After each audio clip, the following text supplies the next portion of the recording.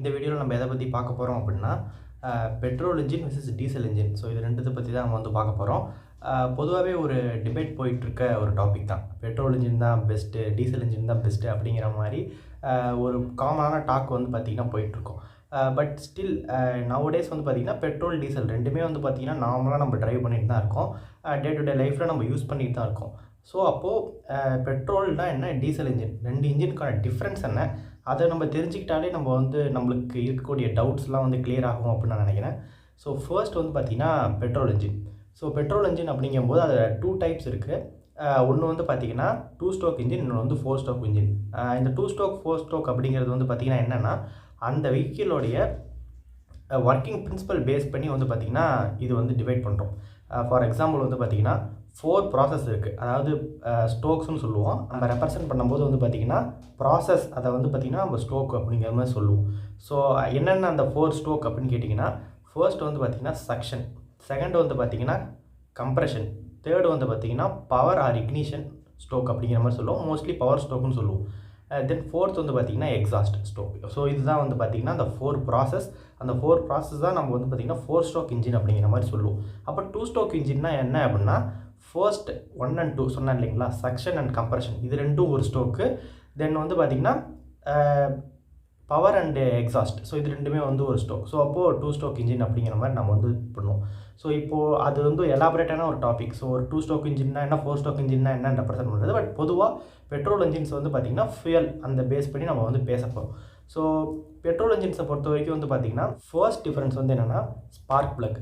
So petrol இன்ஜின்ஸில் spark plug மேண்டிட்டரியாக இருக்கும், கண்டிப்பாக இருக்கும். பிகாஸ் ஏன்னு பார்த்தீங்கன்னா பெட்ரோல் இன்ஜின்ஸோட ஆக்டன் மாலிகுல்ஸ் வந்து நீங்கள் ஸ்பார்க்கை வந்து ஒரு சின்ன ஸ்பார்க்கை நம்ம இக்னிட் பண்ணுறது மூலிமா மட்டும்தான் அதால் வந்து பர்னிங் வந்து அடைய முடியும், அதோட டெம்பரேச்சர் வந்து அடைய முடியும். But diesel engine was not like that. So அது என்ன பண்ணும் அப்படின்னா கம்ப்ரெஷன் பேஸ்ட் இக்னிஷன் தான் வந்து பார்த்திங்கன்னா கொடுக்கும். டீசல் இன்ஜினுடைய ஒர்க்கிங் பிரின்சிபல் வந்து கொஞ்சம் ரொம்ப இன்ட்ரெஸ்டிங்காக இருக்கும். அது என்ன அப்படின்னா, நான் முன்னாடியே சொன்ன மாதிரி கம்ப்ரெஷன் பேஸ்ட் இக்னிஷன் தான் டீசல் இன்ஜினுக்கு நம்ம கொடுக்குறோம். அப்படின்னா என்ன அப்படின்னா, ஃபர்ஸ்ட் வந்து பார்த்திங்கன்னா நீங்கள் அந்த சக்ஷன் ஸ்ட்ரோக்கில் ஒரு பெட்ரோல் இன்ஜின் நான் சொல்கிறேன். சக்ஷன் ஸ்ட்ரோக்கில் வந்து பார்த்திங்கன்னா பெட்ரோல் இன்ஜினில் ஏர் அண்ட் ஃபியூல் மிக்சர் வந்து பார்த்திங்கன்னா பிஸ்டன் அந்த சிலிண்டரில் வந்து என்டர் ஆகும். ஸோ அப்போ ஏர் அண்ட் ஃபியூல் மிக்சர் வந்து கார்பரேட்டர்லேருந்து வரும் அல்லது ஃபியூல் இன்ஜெக்டர் மூலிமா வரும். ஓகே, அது ஒரு டைப். ஓகே, அதுலேருந்து வரும்பொழுது அந்த சக்ஷன் ஸ்ட்ரோக்கில் ஏர் ப்ளஸ் ஃபியூல் மிக்சர் தான் வந்து பார்த்திங்கன்னா பெட்ரோல் இன்ஜினில் வரும். தென் அதுக்கடுத்து வந்து பார்த்திங்கன்னா செகண்ட் வந்து அந்த top dead centre to bottom dead centre சொல்லுவாங்க.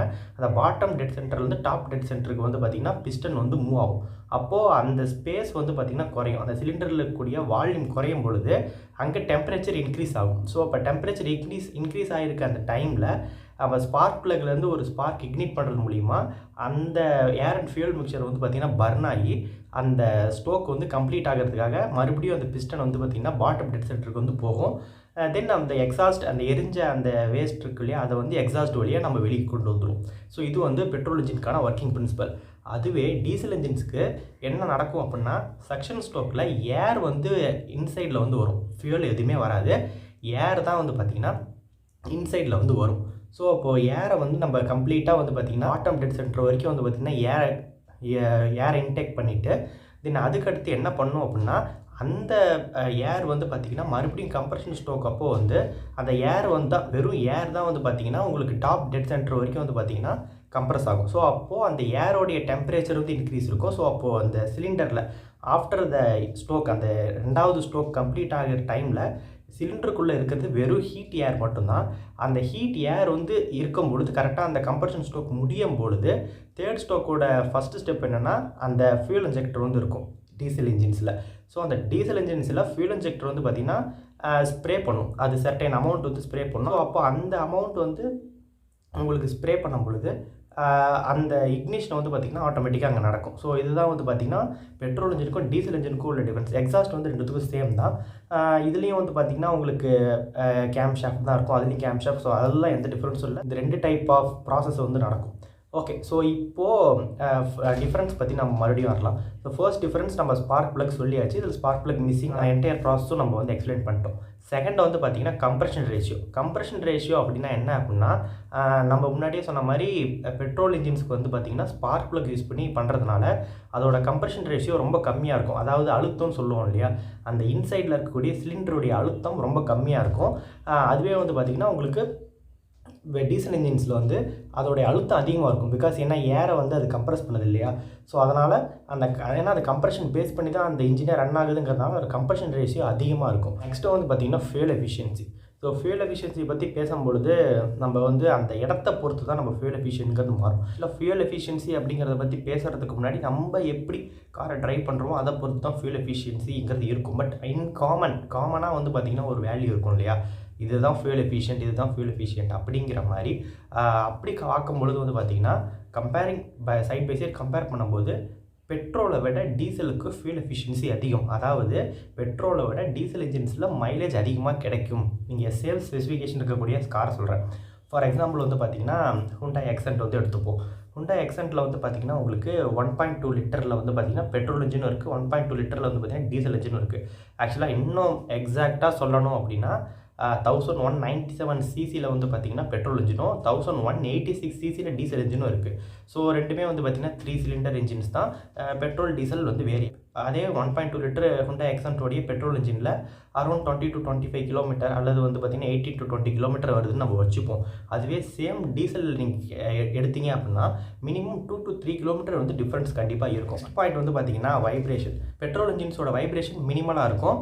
டீசல் இன்ஜின்ஸில் வைப்ரேஷன் கொஞ்சம் நம்ம வந்து ஃபீல் பண்ண முடியும். இன் மாடர்ன் டேஸில் கார் மேனுஃபேக்சரர்ஸ் வந்து அதையுமே ஆக்டிவாக வந்து ஹேண்டில் பண்ணுறாங்க. ஸோ வைப்ரேஷன் வந்து தெரியாத மாதிரி அல்லது வந்து பார்த்திங்கன்னா வைப்ரேஷன் வந்து ஃபீல் ஆகாத மாதிரி அல்லது அந்த வைப்ரேஷனே வந்து ரெடியூஸ் பண்ணுற மாதிரி நிறைய டெக்னாலஜிஸ் வந்து இருக்குது.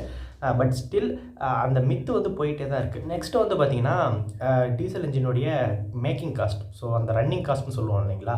So diesel engine petrol engine so ரெண்டுத்துக்குமே வந்து பார்த்திங்கன்னா ஒன்ஸ் அப்பான் அ டைம் நீங்கள் இயர்லி 2000, 2005, 2010 அந்த ரேஞ்சில் நீங்கள் எடுத்துக்கிட்டீங்க அப்படின்னா அந்த running cost of the petrol and diesel engines வந்து வேரிடாக இருந்தது. ஃபார் எக்ஸாம்பிள் வந்து பார்த்திங்கன்னா பெட்ரோல் இன்ஜினோட ரன்னிங் காஸ்ட் வந்து மினிமலாகவும் டீசல் இன்ஜினோட ரன்னிங் காஸ்ட் வந்து பார்த்திங்கன்னா மாட்ரேட் டு மேக்ஸிமலாகவும் இருந்துச்சு.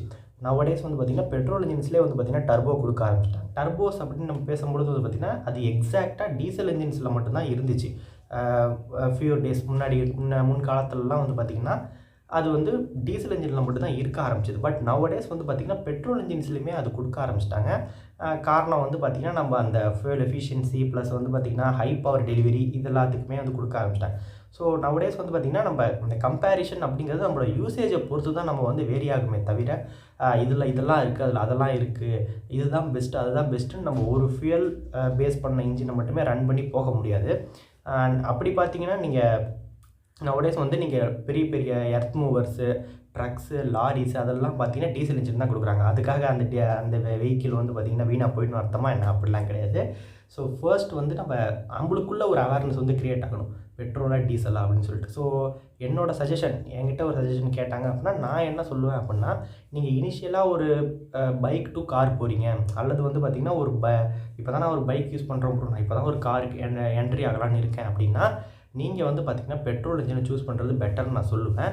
இன்கேஸ் அதுக்காக நீங்கள் டீசல் சூஸ் பண்ணால் வந்து ஏமாந்துருவீங்க அப்படிலாம் சொல்ல கிடையாது. So diesel was one of the best engine. So அது வந்து நீங்கள் லாங் லைஃப் இருக்கும், உங்களுக்கு வந்து லாங்கிட்டிவிட்டி இருக்கும், கூலிங் சிஸ்டம் பெட்டராக இருக்கும், ஃபியூல் எஃபிஷியன்சி இருக்கும், மேக்கிங் காஸ்ட் அந்த ரன்னிங் காஸ்ட் வந்து உங்களுடைய வெஹிக்கிளோடைய ரன்னிங் கெப்பாசிட்டிக்கு ஏற்ற மாதிரி வந்து வேரி ஆகும். அதெல்லாமே வந்து இருக்கும். சைட் பை பெட்ரோல் இன்ஜின்ஸை பொறுத்த வரைக்கும் பெட்ரோல் இன்ஜின்ஸில் வந்து உங்களுக்கு லோ காஸ்ட் ஆஃப் மெயின்டெனன்ஸ் இருக்கும், தென் லோ மெயின்டெனன்ஸ் ஃபீ இருக்கும். நீங்கள் ஈஸியாக மெயின்டெனன்ஸ் பண்ணலாம், ஈஸி டயக்னோசிஸ் பண்ணலாம், பெருசாக வந்து டெக்னிக்கல் பார்ட்ஸ் எதுவும் இருக்காது. அப்படி இருந்தாலும் ஈஸியாக அண்டர்ஸ்டாண்ட் பண்ணிக்கிற மாதிரி இருக்கும். தென் உங்களுக்கு இனிஷியலாக கார் பை பண்ணுற அந்த ப்ரைஸுமே வந்து கம்மியாக. உங்களுக்கு பிடிச்சிருந்தது அப்படின்னா நம்ம வீடியோவை லைக் பண்ணுங்கள், ஷேர் பண்ணுங்கள், கமெண்ட் பண்ணுங்கள். மறக்காமல் நம்ம சேனலை சப்ஸ்கிரைப் பண்ணிக்கோங்க. அப்போ தான் நான் போடுற வீடியோட நோட்டிஃபிகேஷன் உங்களுக்கு வரும். நெக்ஸ்ட் வீடியோவில் உங்களை சந்திக்கிறேன். பாய்.